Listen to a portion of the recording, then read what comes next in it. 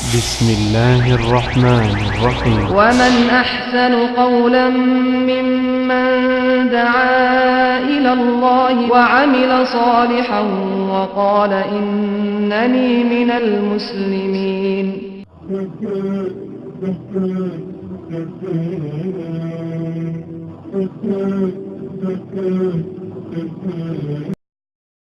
Assalamualaikum warahmatullahi wabarakatuh.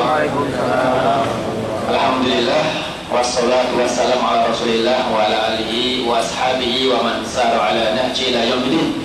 Sekalian, jadi pertemuan kita pada hari ini insyaallah kita akan mengangkat materi yang ringan, tapi mudah-mudahan yang ringan ini bisa kita ambil manfaatnya, kemudian bisa kita aplikasikan, bisa kita amalkan dalam kehidupan kita sehari-hari.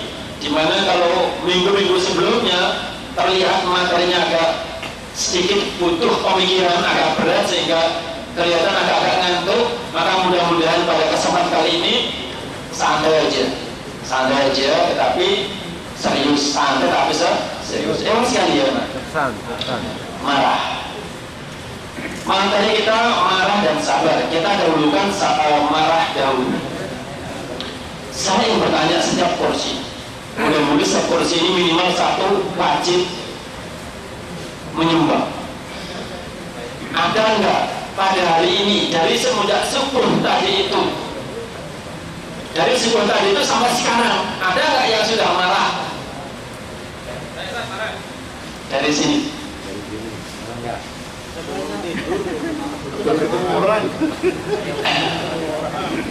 Kalau tidak ada, ya alhamdulillah, tidak usah dipaksa-paksa, tidak usah nyari-nyari. Kalau marah belum bisa tadi, tidak perlu. Pikirkan saja kalau sudah subuh tadi sampai sekarang belum marah, maka alhamdulillah. Ya sudahlah, yang ada aja yang merasakan dari subuh tadi. Dari subuh tadi itu, silakan Pak Warna saja. Pagi tadi saya mau berangkat ngaji, pas satu mobil Langsung aja Pak, pernah marah? Pernah marah ya? Marahnya kenapa? Karena tadi pas mau berangkat ngaji, satu mobil kakinya mati. Jadi marah-marah. Pak Wawan tadi marah. Sebabnya apa Pak Wawan? Satu mobil berangkat ngaji. Pindah aja mobilnya. Kayak yang lainnya. Pak Wawan marah gara-gara mobilnya nggak jalan. Kesal ya? Apa itu? Iya, marah. Kenapa marah? Janjian sama Santo, dibilang ke Jakarta. Janjian sama salah satu ikhwah kita tidak diangkat-angkat. Tapi ya, marah karena sakit gigi. Yang lainnya, Masya Allah, dari sekian banyak orangnya cuma 3 orang yang marah hari ini. Tadi katanya nggak ada sekali ketemu. Hari ini apa? Hari yang tadi Hari ini baru direncanain. yang lainnya yang deket aja. Sudah nggak ada? Apa Pak? AC-nya mati dari maghrib. Masya Allah. Marah karena AC mati.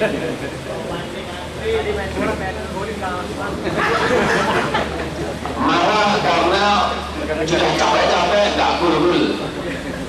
Yang lainnya? Tunggu. Bangun tidur apa? Kamarnya desak-desak apa? Pada kotor karena apa? Itu ada Hindi Bang Mardes di kamar saya. Itu marah ya sekalian. Penyebabnya marah beraneka ragam.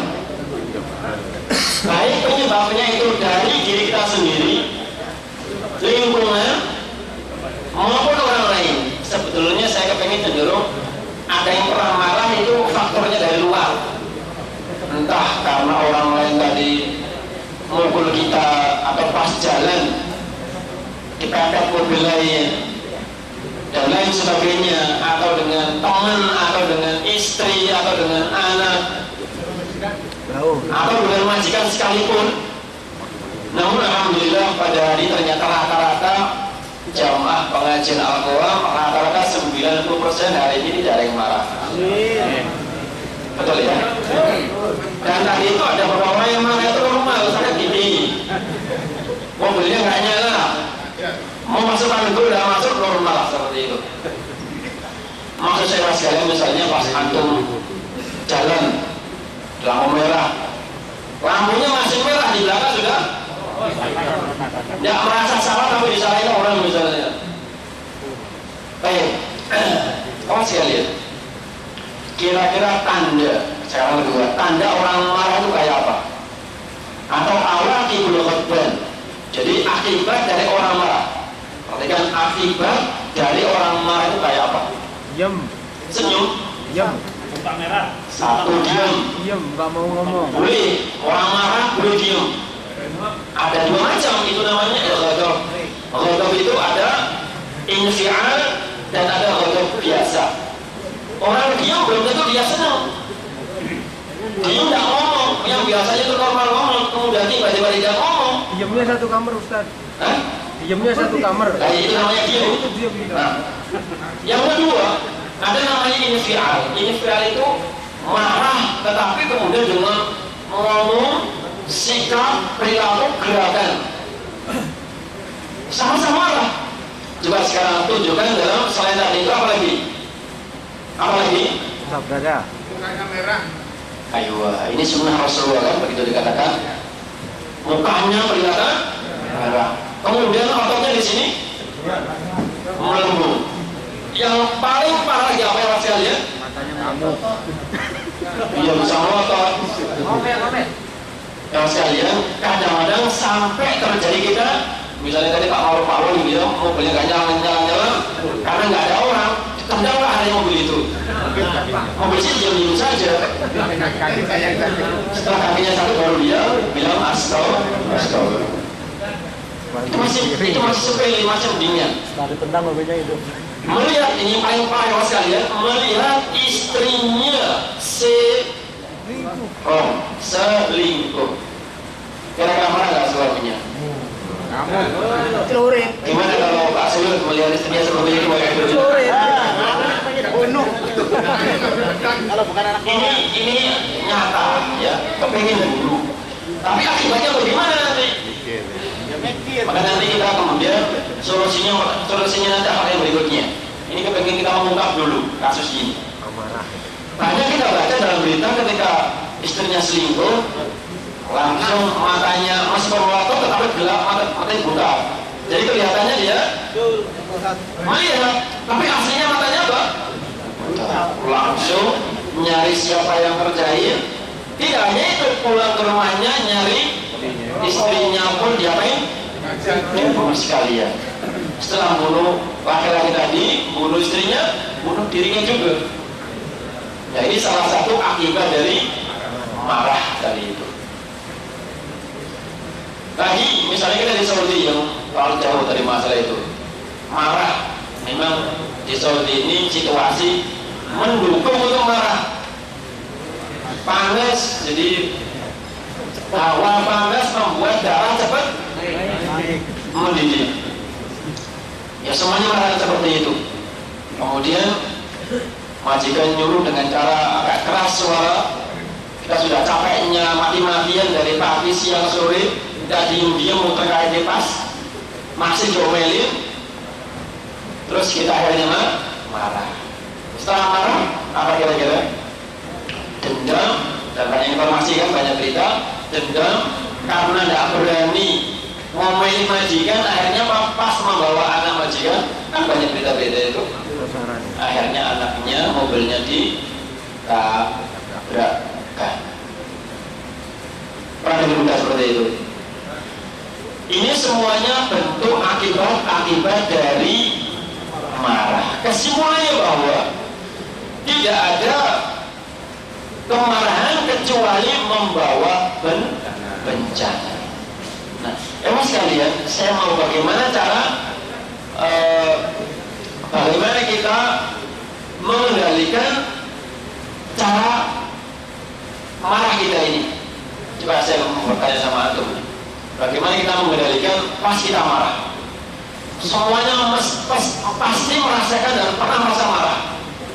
Nah, mudah-mudahan si bulan punya solusi satu, yang lain punya satu, sehingga dikumpulkan. Oh, ternyata kita punya solusi ini loh. Solusi untuk menghindari dari rasa marah. Apa yang pertama? Istighfar. Apa Istighfar lah.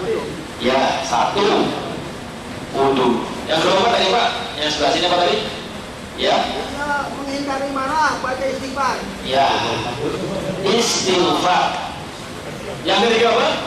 Tadi wudu, istighfar, yang lain lagi? Pindah tempat. Pindah tempat apa lagi? Pergi. Menjauhi. Berpikir bahwa orang-orang marah tuh nggak enak, makanya jangan diterusin gitu. Ya, jadi Menghindar lah. mengetahui bahwa marah itu nggak enak, nggak ada enaknya, Nggak ada faedahnya. nggak ada faedahnya, nggak ada enaknya, mesti tidak enak. Yang lain lagi? Yang lain masa nggak ada yang Diam sebentar. boleh juga baca A'udzubillah. Teman sekalian, yang paling jitu salah satunya adalah husnudzon. Husnudzon ya, berbaik sangka. Misalnya ada orang ngomong keras sama kita, ya tadi kan misalnya majikan kita sudah capek-capek sudah kerja beneran, masih kemudian menyuruh dengan suara keras. Maka kalau kita langsung berhusnudzon, berbaik sangka, kita bilang dalam hati kita, mungkin dia begitulah tabiatnya. Kalau misalnya kita dikerasin orang, diomongin dengan suara keras oleh orang lain, kemudian kita berhusnudzon, artinya menyangka, itu kan tabiat dia seperti itu, dia tidak marah kok. Dia tidak marah, memang begitu aslinya. Apakah kemarahan tadi itu bertambah, meluap, atau turun? Itu satu, husnudzon. Atau misalnya tadi siapa tadi itu yang janji dengan kawannya kemudian diselisih si Anwar, janjian ternyata nggak diangkat. Berhusnudzon, handphonenya habis baterainya, selesai. Ya tidak. Jangan berhusnudzon handphonenya dicuri orang. Jangan berhusnudzon handphonenya dicuri orang. Tetapi berhusnudzon HP-nya baterainya mati. Yang kedua ya sekalian, solusi menghindari kemarahan yang kedua adalah at-tatabbut. Tatabbut artinya cross check. Misalnya ada informasi bahwa si fulan, ini cerita langsung aja ya, kemarin ada salah satu teman kita, bapaknya meninggal ditembak orang, dibunuh orang. Teman kita orang Filipina, langsung dia terbang pulang. Sampai di sana ada informasi bahwa ternyata yang bunuh itu adalah pamannya. Ini sudah ma'ruf di kampung, yang bunuh pamannya. Langsung si fulan ini, teman saya ini, darahnya ya seketika mendidih. Langsung dia membawa pedang, langsung menuju ke pamannya. Dan sudah dari awal tujuannya akan membalas, ibu sudah gak ada yang lain. Wajar lah ya, itu wajar seperti itu. Sampai ke rumah dia istighfar. Setelah istighfar kemudian dia ingat kata firman Allah Subhanahu wa taala, "Idza ja'akum fasiqun binaba'in fatabayyanu." Apabila ada informasi, ada berita, maka pertama-tama ceklah dulu. Maka orang tadi itu langsung nanya, "Paman, informasi sekampung katanya yang bunuh bapak saya adalah kamu." Apa betul? Dan pamannya bersumpah dan macam-macam tidak. Disaksikan oleh semua keluarga bahwa tidak, ini hanya salah informasi saja. Nah, ini cerita bahwa saya sekalian dengan tatabbut maka akan menurunkan tensi darah tadi. Coba kalau itu bayangkan, pokoknya informasi dari semua orang yang bunuh si fulan itu fulan, jangan langsung bunuh. Selesai. Ternyata setelah dibunuh, informasi lain ternyata yang bunuh orang lain. Apa terjadi? Gara-gara mengikuti hawa nafsu marah, maka akibatnya apa? An-nadamah, penyesalan. Dan masih banyak akibat-akibat yang diakibatkan oleh marah yang tidak terkontrol. Salah satunya adalah kegagalan. Pasti kalau orang itu adanya marah, pasti gagal dalam segala hal. Contoh yang paling real adalah sekalian, kita di Saudi kerja, rata-rata ke Saudi cari uang dengan majikan. Kalau kita hanya marah dengan majikan dan kawan, sudah exit. Ya kan? Sudah ke Saudi, modalnya ngutang-ngutang. Di sini baru setahun, di PT-nya juga setahun. Gajinya gak lancar. Setahun juga gajinya digantung. Marah-marah terus, akhirnya kita dikeluarkan. Karena baru setahun akhirnya kita politikkan sendiri. Ada tinggal utang. Passion, kegagalan diakibatkan oleh tidak mampu mengendalikan rasa luar biasa buruknya, jahatnya yang diakibatkan oleh kemarahan. Nah, ya sekalian, kita ingin mengambil solusi satu. Apa itu akhlak yang terpuji adalah dengan sabar. Makanya sabar ini ya sekalian solusi untuk memadamkan api kemarahan tadi itu. Coba perhatikan dalam surah Al-Asr. Allah Subhanahu wa ta'ala berfirman, A'udzu billahi minasyaitonir rajim. Wal 'asri innal insana lafi khusr. Illa alladziina aamanu wa 'amilus shalihat wa tawassaw bil haqqi wa tawassaw bis sabr. Imam Syafi'i pernah mengatakan bahwasanya ayat ini seandainya Allah, surat ini seandainya Allah hanya menurunkan surat ini, cukuplah bagi manusia sebagai landasan hidupnya. Karena begitu padatnya dan begitu luasnya isi yang terkandung dalam surat tersebut. Dikatakan bahwasanya semua manusia dalam kondisi merugi, termasuk tadi itu orang yang suka marah-marah itu rugi tidak? Rugi. Jelas ya? Orang yang tidak punya kesabaran rugi. Akan misalnya mungkin bapak-bapak yang dulunya tidak sabar ketika dipondokkan oleh orang tuanya, disekolahkan oleh orang tuanya, terus tidak mau sabar karena kalau sekolah itu waktu di SMP, di SMA atau mungkin pernah ke perguruan tinggi juga harus sabar, harus ngapal, harus ujian, harus sinau. Akhirnya jauh dari temannya yang itu kan enak, masih cari uang, kerja di pabrik langsung dapat uang. Akhirnya sekolahnya gagal. Bahkan murid juga tidak pernah sekolah karena nggak mau sabar. Maka sekarang baru namanya an-nadamah, penyesalan. Iya ya, dulu kenapa saya tidak mendengarkan nasihat orang tua saya? Dulu kenapa saya tidak mendengar arahan anjuran daripada guru saya? Penyesalan. Kenapa? Tidak sabar. Wal 'asri, semuanya merugi. Demi masa semuanya merugi, illa kecuali orang-orang yang beriman, orang yang beramal soleh, orang yang amar ma'ruf. Yang keempat ya sekalian, ternyata 1, 2, 3 itu ditutup dengan wa tawasau bil haqq, kemudian wa tawasau bis sabr. Iman, amal soleh, amar ma'ruf itu kalau tidak dilandasi dengan kesabaran, bubar semuanya. Jadi 1, 2, 3 kalau tidak ada yang keempat itu semuanya bubar. Illal ladzina amanu, orang yang beriman. Orang beriman itu ya orang yang ahli ibadah, sholat, puasa, zakat dan lain sebagainya. Makanya ulama kita kemudian membagi ada macam-macam sabar.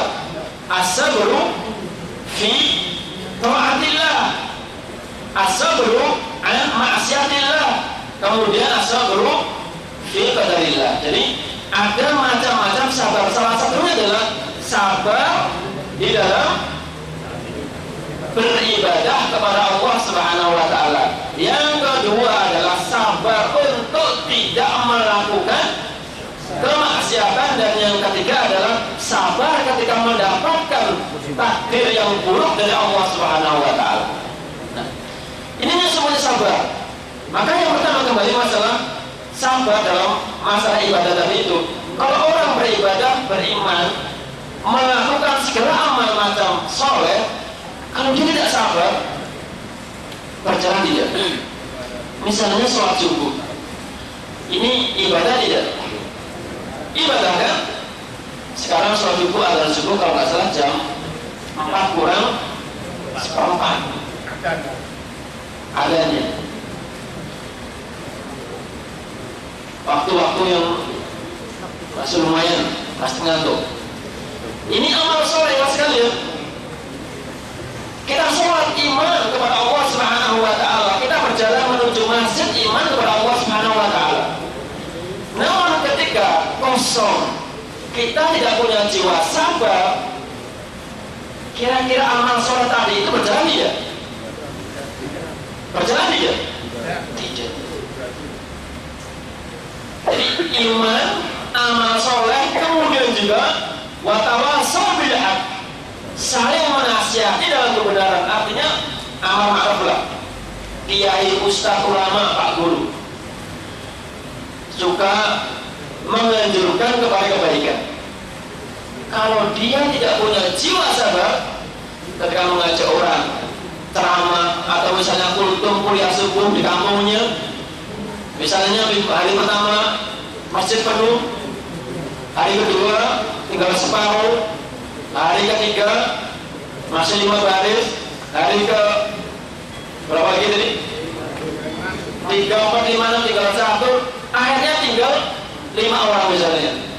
Tidak tahu apa yang salah, apakah memang karena ilmunya minim atau karena cara penyampaian tidak bagus, atau memang jamaahnya tidak suka, macam-macam asbab. Yang jelas mazhabnya semuanya bubar, tinggal imam sama muadzin sama dia 3 orang yang awalnya penuh. Perhatikan sekalian, kalau misalnya antum menjadi salah seorang kiai tadi itu, semuanya jamaahnya kabur, yang semula penuh masjid, karena belum tahu misalnya akan ada kajian dari Ustaz Suyuti misalnya dari Saudi, orang kan belum tahu siapa Suyuti gitu kan, tahunya dari Saudi aja, maka kamu datang full pertama. Hari kedua nyusut sampai tinggal imam dengan muadzin. Kira-kira Pak Suyuti masih diteruskan atau juga kebubar? Kebubar juga.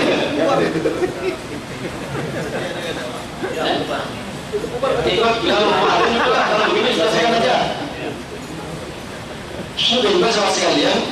Ya bukan karena tidak melihat, ya mungkin ada orang yang ngomong begini, saya bebas memang kalau dia ngisi pengajian ada orang tidak ada orang, artinya banyak orang sedikit orang jalan, karena memang ada dia itu kalau jamaahnya banyak senang, tapi ketika jamaahnya itu sedikit agak alasan malas gitu kan, saya bebas saja, jamaahnya banyak biasa sedikit tetap jalan, bukan karena tidak melihat ya, karena beli buta ya, bukan karena tidak melihat, memang begitu. Jadi ikhlas, orang dakwah ikhlas itu ada banyak tidak banyak, yang penting dia menyampaikan. Kembali masalah tadi itu Pak Suyuti, kalau misalnya Pak Suyuti posisinya sebagai ustaz ceramah kemudian jamaah kabur tinggal sedikit orang, diberhentikan atau diteruskan? Terus. Benar nih. Makanya di sini orang-orang yang merugi, satu orang beriman, kedua orang yang beramal soleh, yang ketiga tawasau bil haq, para ulama, para ustaz. Ini semua bubar kalau tidak punya jiwa. Yang terakhir adalah watawasau bisabr, kalau tidak punya jiwa sabar. Nah, saya sudah jauh-jauh dari kampung sebelah ke sini cuma 2 orang, udah apa bubar aja. Rata-rata begitu. Tapi kalau dia punya jiwa sabar, maka sekalian, dia mestinya dia punya sabar, evaluasi diri. Kenapa bubar ya? Apakah ceramahnya terlalu panjang? Sudah ngerti kampung itu misalnya petani, kalau pagi-pagi mereka teladar, ini karena merasa pinter, akhirnya ceramahnya panjang sampai 2 jam. Boleh jadi. Ya, itu salah satu misalnya ini kan evaluasi ya. Atau kedua, kiainya ustadznya ngomongnya itu sambil istilahnya apa ya? Ngomong, tapi kalau ngomong gitu, ngomong. Lama ngomong gitu. Pokoknya ngomongnya itu suaranya itu datar, biasa, kayak begitu ya. Jadi intonasinya itu ya begitu, biasa-biasa, sudah speakernya itu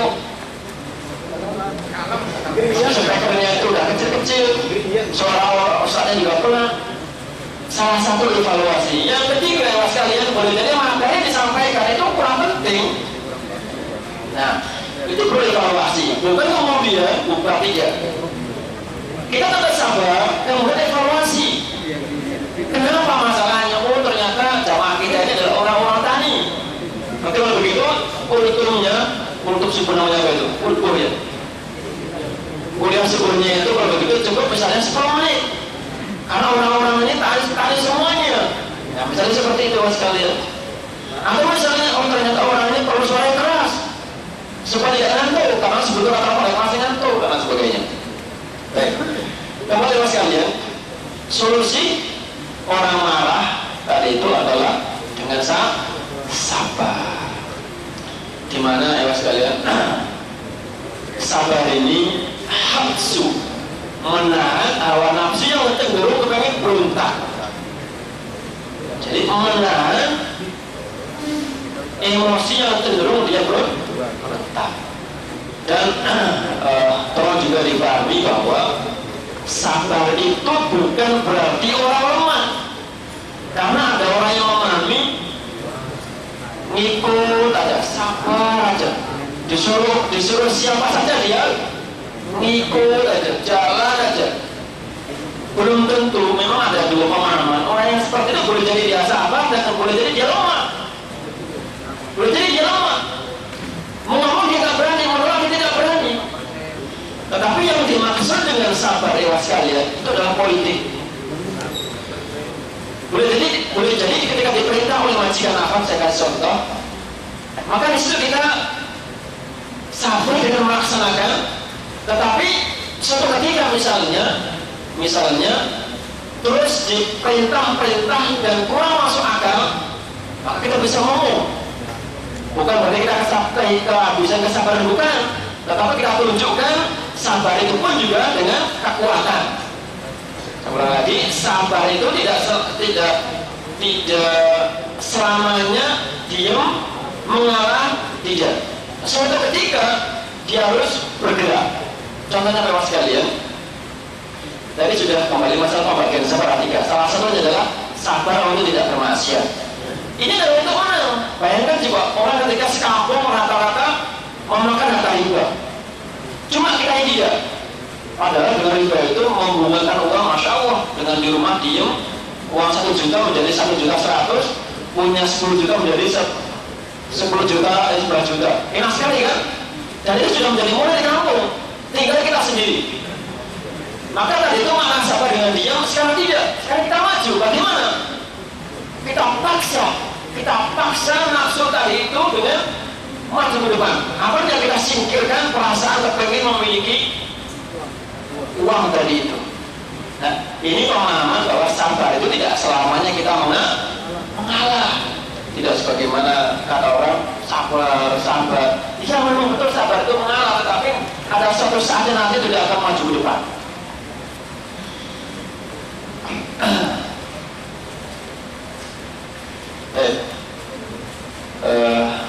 Sebelum saya akhiri, saya ingin mengambil manfaat atau samarot dari buah kesabaran kita. Itu masih panen yang disampaikan ya, tapi waktu sudah mepet.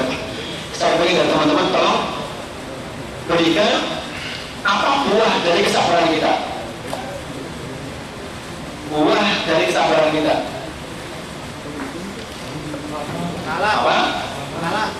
Apa Pak? Buah keselamatan, ketenangan hati. Ya salah satunya itu betul, keselamatan. Tadi Pak Owan kata nggak sabar, dia nendang mobil kan, akhirnya kecelakaan. Atau misalnya tidak sabar naik mobil, terus digas mobilnya, akhirnya apa? Nabrak. Tapi dengan dia sabar, bukan kemudian jalannya itu 60 itu namanya apa namanya itu ya? Santai. Itu bukan sabar namanya itu. Santai. Sabar itu normal. Memang kalau jalannya 80. Dia dapat musibah. Dia dapat musibah. Jadi dia sabar, mampu mengendalikan hawa nafsu tadi itu. Keselamatan. Yang kedua sekalian, penting sekali dengan sabar ternyata adalah mendatangkan, memunculkan kecintaan orang lain. Coba misalnya kalau kita punya teman dan dia selalu sabar dengan kekurangan kita, senang dengan teman tadi itu. Gak usah jauh-jauh, misalnya istri kita aja lah. Kalau kita sabar dengan kekurangannya, kalau kita sabar dengan kekurangannya, kalau sabar dengan kelebihannya sih semuanya bisa ya. Biasa. Sabar dengan kekurangannya. Kira-kira istri semakin cinta nggak sama kita? Semakin nggak payah. Jadi kita sabar dengan, karena tidak ada yang sempurna. Kalau ada perempuan yang normal, ya apa yang sempurna, cantiknya luar biasa, kayanya luar biasa, pinternya juga luar biasa, akhlaknya juga luar biasa. Pak Siti mau orang seperti itu? Mau nggak Pak Siti? Mau nggak? Tapi dia nggak mau sama Pak Siti. Ada perempuan yang seperti itu juga maunya laki-lakinya kaya juga, yang kaya juga, yang pintar juga. Pak Ustadz, dikemat bisa, pakai kemat. Oh gitu ya? Iya. Pakai banyak Jadi yang kita miliki itulah kita. Yang sudah punya istri-istri itu, ya itulah kita. Ya seperti itu kekayaan kita, ya seperti itu akhlak kita, karena istri suami itu adalah kaca kita. Jadi apa namanya itu? Mendatangkan kecintaan orang lain. Yang kedua sekalian, dengan kesabaran akan memunculkan hasil yang sempurna. Juga misalnya lah paling gampang ujian. Ada orang yang kita ujian, sekolah ini ya ujian. Sama-sama bisa. Misalnya muridnya 10, semuanya pintar-pintar. Tapi ada yang usianya cepat-cepat, kemudian setelah dikumpulkan. Yang satu enggak, sudah selesai dibaca ulang, selesai dibaca ulang sampai jamnya waktu selesai, sampai jauh selesai baru dikumpulkan. Kira-kira mana yang paling sempurna? Yang pertama atau yang kedua? Kenapa? Karena dia sabar. Meskipun dia bisa, tapi dia sabar. Setelah dijawab, kemudian dibaca ulang, dibaca ulang. Akhirnya apa? Afdol. Jadi pilihan yang paling sempurna. Apakah juga mungkin mencari istri juga begitu ya? Jadi sabar sampai ke bagian yang paling jelek ya. Akhirnya nggak jadi. Kalian sekalian, dengan kesabaran adalah akan mendatangkan keberhasilan, kebahagiaan, keberuntungan di dunia wal akhirah. Terus sekalian, mudah-mudahan materi umum pada hari ini bisa memotivasi kita untuk berakhlak yang baik, yaitu sabar, dan membuang akhlak yang buruk, yaitu pemarah. Semua kita punya jiwa seperti itu. Pertanyaan terakhir, sabar itu atau marah itu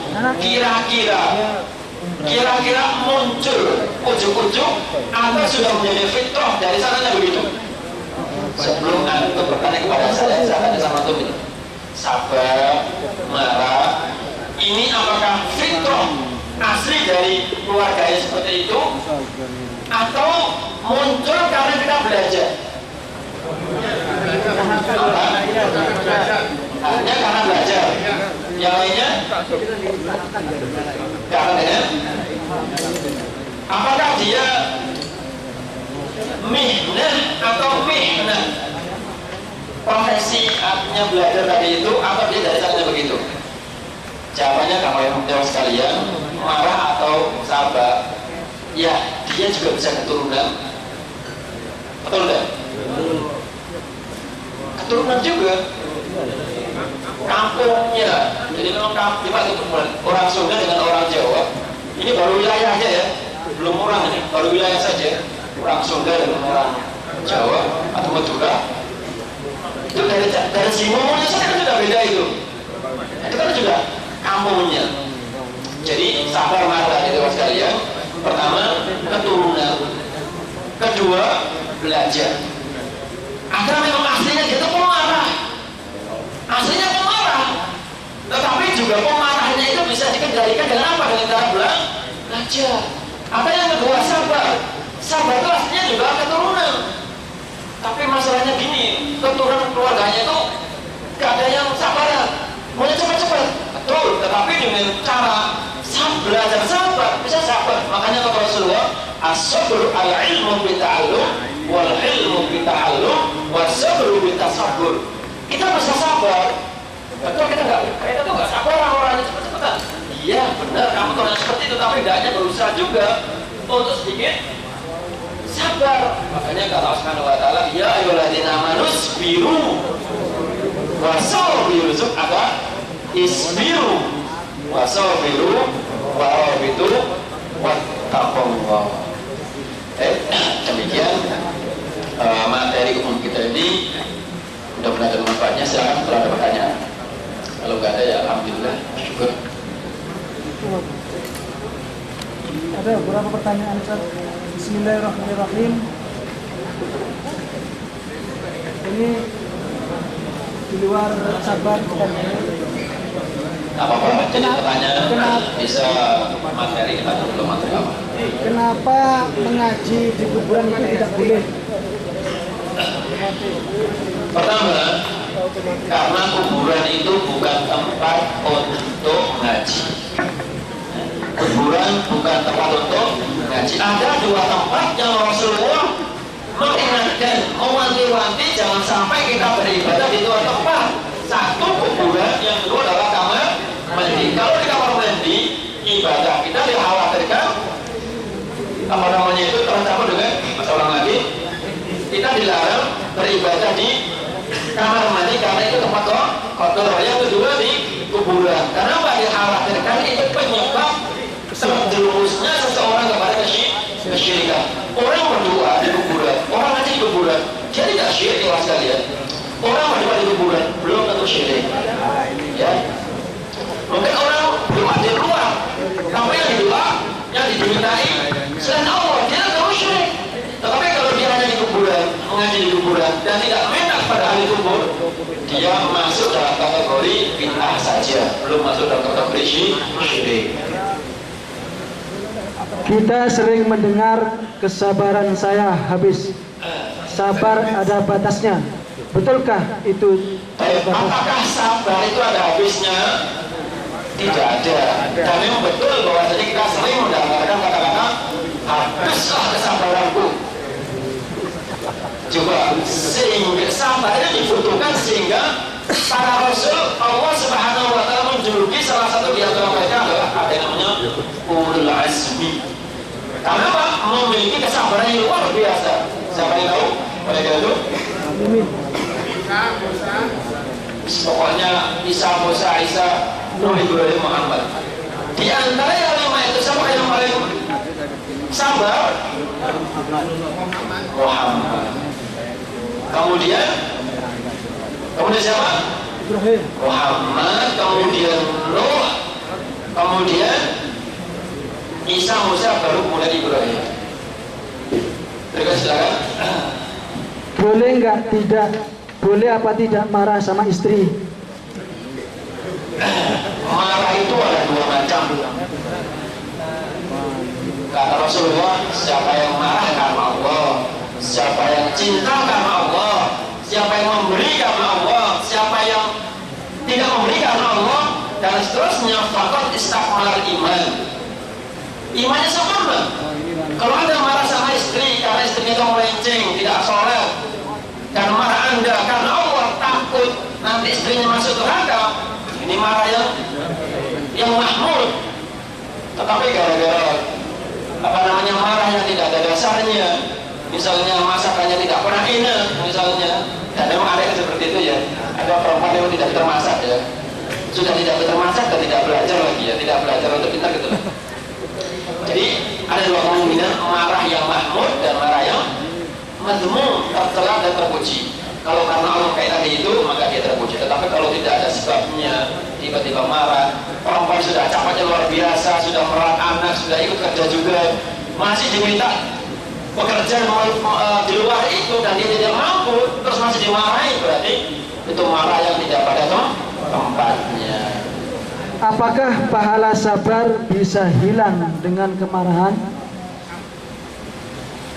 Apakah pahala sabar Bisa hilang dengan kemarahan?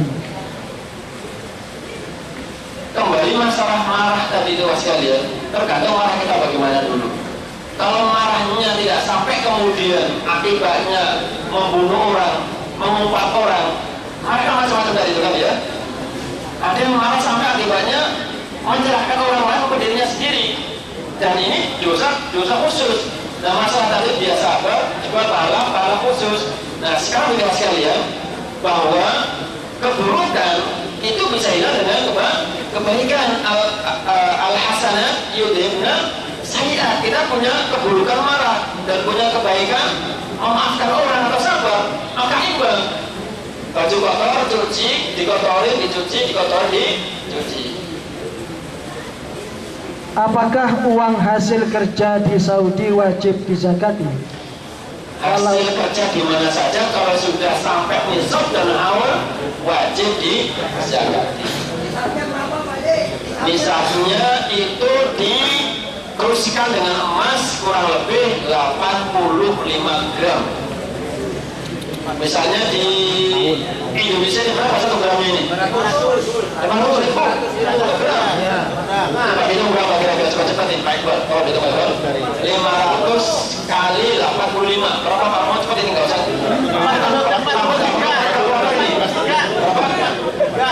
Ada berapa? 45 juta. 45 juta. Siapa yang sudah punya uang 45 juta rupiah, maka maka ini sudah wajib dizakatkan. Namun satu yang kedua, nisab dulu. Kalau uang ini dipegang baru 10 bulan, belum. Dia akan wajib dikeluarkan apabila sudah di saku kita ini atau di bank itu sudah 12 bulan atau setahun. Berapa nisabnya? 2,5%. Kamu berapa Pak Mohd? Kalau 45 juta itu berapa juta Pak Mohd? Dipotong 2,5%. Dan nanti kalau mau nanya kamu saja bagiannya itu. Jangannya. Kalau kendaraan, Kayak apa? kalau punya kendaraan, motor, mobil. Kendaraan sekalian, kendaraan kalau itu digunakan untuk cari uang, maka kendaraannya itu tidak ada zakatnya. Yang dizakatnya adalah hasilnya. Paham? Itu saja kita punya rumah. Dua kemungkinan, rumah ditempati sendiri atau disewakan. Kalau disewakan, berarti yang dizakat adalah hasilnya. Marah boleh tapi karena Allah. Tolong minta gambaran dalam hal marah karena Allah. Tadi kan sudah, misalnya istrinya tadi nggak mau sholat, jadi kita hanya mati-matian ada langsung ke masjid, pulang istrinya masih tidur, mandi, masak, bersih-bersih, sampai mau ada berikutnya masih belum sholat, terus kita marah-marah. Nah, ini namanya marah karena Allah. Man abghadallah, apa misalnya istrinya nggak mau Allah misalnya, tapi kita marah-marah, ini termasuk marah-marah karena Allah. Tapi kita sekalian bukan asal marah-marah. Kemarin sudah kita kaji bagaimana cara menyampaikan yang benar. Meskipun kita harus marah, kan marah yang masuk akal. Kita juga boleh marah sama anak kita tidak sholat. Kita juga jalan juga untuk memukulnya kan. Tetapi memukulnya yang tidak sampai kemudian dia pendarahan dan lain sebagainya. Kapankah puasa Syakban dimulai dan apa ada batas tanggal berapa sudah tidak boleh berpuasa dan apa ada sunnah untuk puasa tanggal 14? Saya tidak tahu puasa Syakban. Apa ada puasa Syakban itu? Hah? Ada. Kalau mau puasa sunnah dari mulai Muharram sampai ke Dzulqa'dah Dzulhijjah normal. Tiap bulan itu bulan yang disyariatkan sebulan penuh adalah Ramadan. Sisanya semuanya sama. Muharram, Safar, Ramadan semuanya sisanya sama. Mau Daud, mau Kamis, mau Bid semuanya sama. Di Rajab, di Syaban semuanya sama juga. Itu yang soal seperti itu. Apakah Maka ulama mengatakan siapa yang mengkhususkan puasa Rajab atau sholat atau ibadah khusus di Rajab, sholat malam misalnya, maka dia termasuk perbuatannya diadakan yang tidak dianjurkan. Misalnya yang masih sebelum Rajab ini dari mulai Muharram, Safar, Rabiul Awal, Rabiul Akhir, Jumadil Awal, Jumadil Akhir, tidak pernah puasa sama sekali. Tiba-tiba Rajab kemudian dia puasa dengan keyakinan bahwa Rajab memiliki keutamaan dan fadilah-fadilah. Hal yang semacam ini tidak pernah Rasulullah anjurkan. Apa saya tidak mengatakan bid'ah ya, karena kalau bid'ah itu telinga itu rasanya geli. Maka saya mengatakan itu tidak Rasul anjurkan. Man amila amalan laisa alaihi amruna fahuwa raddun. Apakah kalau kita udah habis kontrak kerja sama majikan atau perusahaan namun tidak segera dipulangin ke Indo, apakah harus bersabar? Tolong kasih tahu bagaimana caranya. Kabur, tetapi sabar tidak diem. Sabar betul, namun tidak diem. Dia sabar, tapi usaha. Bagaimana usahanya? Pertama, ngomong ke majikan. Majikan ini sudah 2 tahun sudah selesai. Kedua, kalau nggak mempan, mau sama madamnya, nggak mempan sama anaknya, nggak mempan sama KBRI. Tetap sabar dengan cara yang halus. Hah? Dengan cara yang halus. Bukan sabar diam aja, pokoknya nggak ngomong-ngomong. Kan kita sabar. Innallaha ma'as-sabirin. Nggak pernah ngomong sudah 2 tahun, 3 tahun, 4 tahun, nggak pernah ngomong. Yang majikannya kesenangan. Kita sabar, tetapi kita harus ngomong dengan cara yang sopan, ya. Kapan kita dibolehkan marah dan kapan waktunya tidak marah? Marah ketika ada sebabnya mengharuskan kita untuk marah. Marah apabila ada penyebabnya yang syar'i, ya. Tapi kalau enggak, ujuk kayak tadi itu misalnya ustadznya melihat zamannya pada pulang terus marah, itu kan enggak ada alasan sama sekali. Tapi ketika ada sebab misalnya, Rasul itu apabila Islam itu diinjak-injak, dilecehkan, dia marah. Ketika Usama, Usama bin Zaid ketika datang kepada beliau, ya Rasulullah, ini Imrah Mahzumiyah mencuri dan mestinya dia potong tangan. Maka tolongnya Rasulullah melihat kedudukan dia di kampungnya, di kabilahnya, hukumlah yang lain saja. Silakan dipenjara, tetapi jangan sampai dipotong tangan. Kira-kira Rasulullah tidak? Mana Rasulullah? Mana kan? Selama ini Rasul tidak pernah marah dengan si Usama ini, kecintaan kekasihnya. Tapi ketika urusan agama dilecehkan, hak Allah diminta untuk ditunda, maka beliau marah. Ya Usama, apa kamu minta kepada aku dalam urusan hak ini? Rasulullah marah. Tahu tak ya Usama? Kamu dahulu itu hancur, celaka, rusak gara-gara apa? Apabila ada pelanggaran dari orang-orang kecil ditegakkan hukum, dan apabila pelanggaran itu dari orang-orang besar tidak ditegakkan, nah seperti itu. Sekian. Dan terakhir tadi itu ada masalah zakat. 45 juta, siapa yang punya uang kurang lebih 45 juta dan sudah nisab ini, sudah haul, sudah 1 tahun dimilikinya, maka zakatnya hitungannya kayak balik ya, Pak Ahmad ya, kurang lebih 1 juta, cuma 1 juta, oh kecil sekali ya, 1.125.000, betul Pak Ahmad? Iya betul, 2,5%, sedikit ya, jadi cuma 1 juta seperempat. Gimana?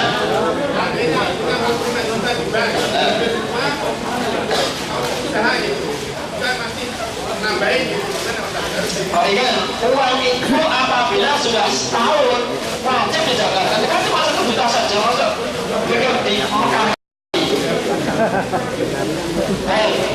Demikian yang sekalian,